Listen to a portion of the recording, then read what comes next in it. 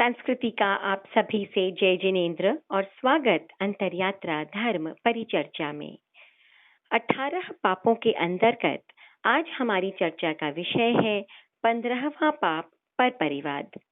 पर परिवाद यानी दूसरों की निंदा करना, बुराई करना, किसी की कमी, दोष या अवगुणों को दूसरों के सामने उजागर करना। लोग निंदा क्यों करते हैं? इसके कई कारण हैं। ईर्ष्या, द्वेष, सामने वाले को नीचा दिखाने का भाव, अपने आप को ऊंचा दिखाने का भाव, मनमुटाव और अधिकतर तो लोग केवल आनंद के लिए निंदा करते हैं। उन्हें निंदा करने में रस आता है, इतना रस आता है कि निंदा करना उनकी आदत बन जाती है। कभी कभी तो ऐसी परिस्थिति आती है कि ना जान ना पहचान, न संबंध न कोई सरोकार, और लोग किसी की निंदा करने लगते हैं केवल सुनी सुनाई बात पर। हम कानों से बहुत कुछ सुनते हैं और आंखों से बहुत कुछ देखते हैं, किंतु सब देखे और सुने हुए को कहना उचित नहीं होता।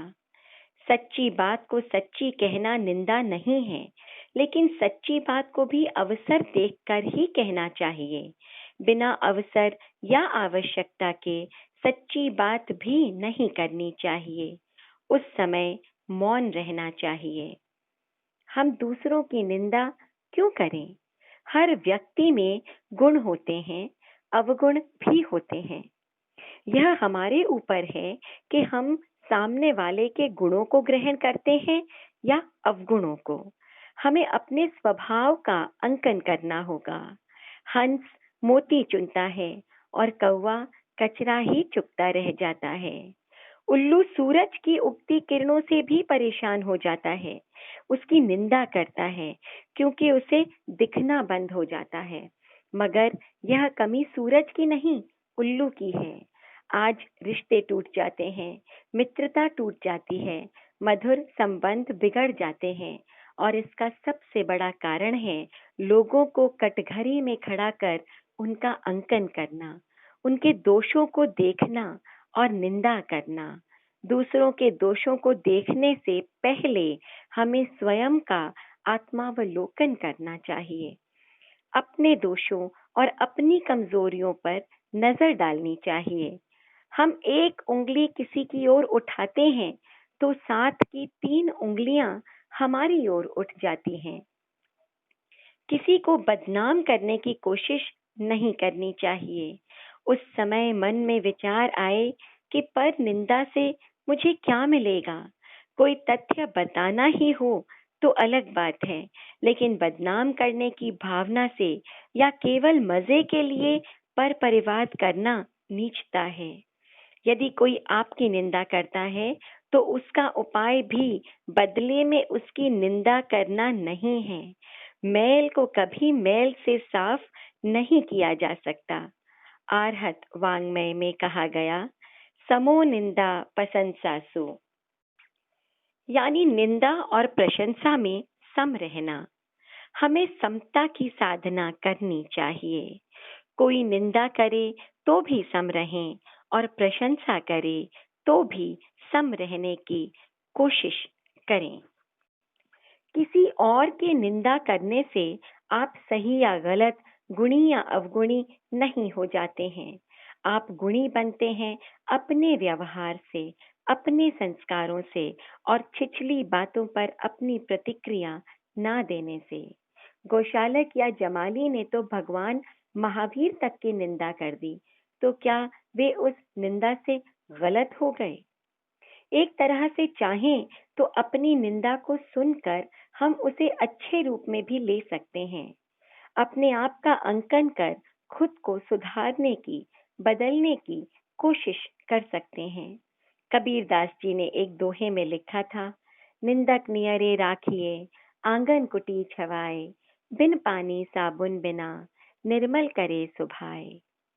हम प्रतिक्रमण करते हैं तो कहते हैं, निंदामि गरिहामि अप्पाणम वोसिरामि, यानी मैं निंदा करता हूँ, गुरु साक्षी से गर्हा करता हूँ और आत्मा का व्युत्सर्ग करता हूँ। 100 बात की एक बात है कि हम अपनी कमजोरियों को देखकर उनकी निंदा करें, उन्हें ठीक करने की कोशिश करें तो आगे प्रगति है, और दूसरों की निंदा में समय और ऊर्जा व्यतीत करें तो आगे पतन है। दूसरों की निंदा करके समय और पुण्य को व्यर्थ ना करें। बातें करनी ही है तो कोई अच्छी और सार्थक बात करें, ज्ञान की बात करें, तात्विक चर्चा करें।